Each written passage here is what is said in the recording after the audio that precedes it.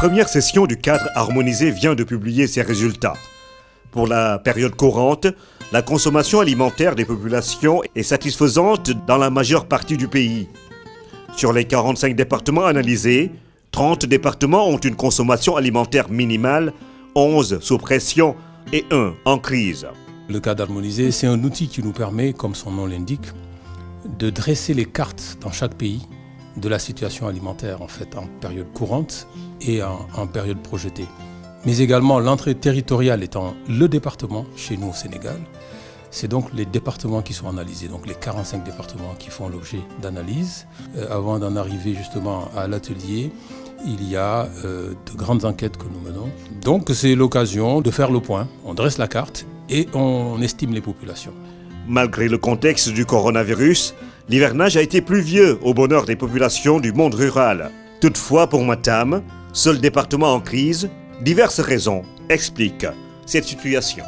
Sur les 45 départements du Sénégal, en phase courante, on n'a qu'un seul département en phase crise, c'est le département de Matam. La pandémie qui a frappé toute la planète a fait que nos émigrés, qui sont de Matam et qui avaient l'habitude d'envoyer de l'argent à leur ménage, à leur famille, n'ont pas pu le faire. Ou alors ça a diminué de façon drastique. Et ça a impacté négativement la consommation des ménages.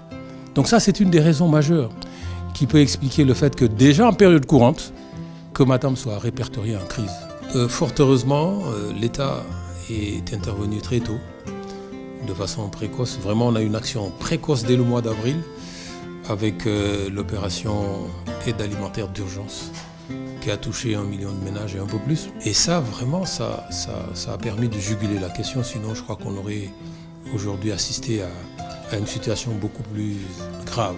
La session d'analyse de la situation de la sécurité alimentaire s'est tenue après une enquête menée dans les 45 départements du Sénégal avec l'expérimentation du cadre harmonisé décentralisé dans les régions de Matam, Louga, Saint-Louis, Tamba, Kaffrine. Une initiative saluée par le représentant du SILSA. L'initiative que vous avez engagée de conduire des ateliers régionaux d'analyse avec le cadre harmonisé.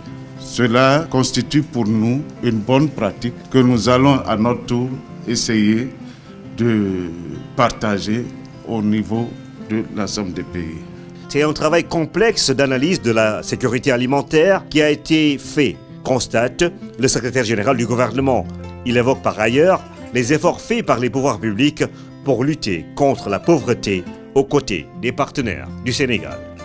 Le travail du cadre harmonisé est un travail complexe, difficile, et il faut à chaque fois apporter les preuves irréfutables de ce qui a été dit et avancé, et en même temps prouver la fiabilité et la pertinence de ce qui est dit. Je mesure à sa juste valeur toute la complexité de l'œuvre que vous avez accomplie. À noter que c'est la première fois depuis des décennies qu'un ministre de la République vient participer à ce cadre harmonisé dont la prochaine session se tiendra en mars 2021.